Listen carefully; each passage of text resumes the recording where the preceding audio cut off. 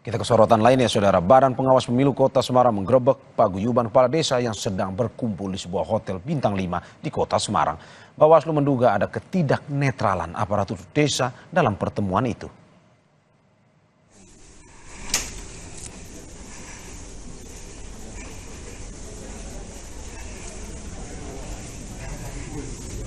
Badan Pengawas Pemilu Kota Semarang menggerebek paguyuban kepala desa di salah satu hotel mewah di Kota Semarang, Jawa Tengah pada Rabu malam.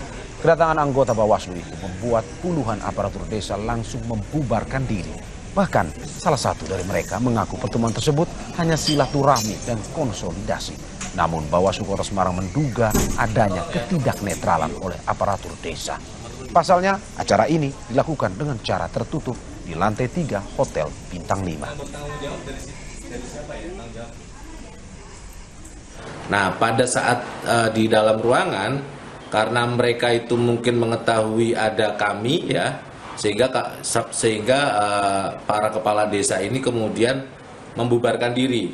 Dari kegiatan itu memang kita belum mendapatkan ya indikasi tujuan maksudnya seperti apa ya, pertemuan itu untuk keperluan apa, karena mereka sebagian besar kita tanya tidak menjawab secara benar.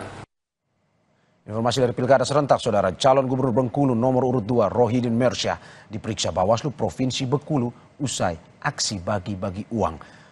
Usai diperiksa selama 2 jam, Rohidin akui bahwa ia memang membagikan uang tersebut, tetapi bukan bentuk kampanye. Rohidin Mersyah memenuhi panggilan Bawaslu Provinsi Bengkulu usai dilaporkan atas dugaan tindak politik uang beberapa waktu lalu. Usai 2 jam lebih diperiksa dengan dicecar 22 pertanyaan, Rohidin mengakui membagikan uang senilai Rp20.000 kepada warga. Namun hal itu bukanlah bentuk kampanye, karena saat itu Rohidin tidak sedang berkampanye, melainkan hanya membeli dagangan beberapa pedagang. Sebenarnya itu kan perjalanan menuju Kaur. Ada pasar kaget di pinggir jalan masyarakat yang namanya di desa, ada yang jual terong, ada yang jual mangga, dan jualnya dikit-dikit, cara bahasa dusun kan cumpuk-cumpuk model itu. Ya tentu masyarakat ketika melihat saya kan semua sudah kenal.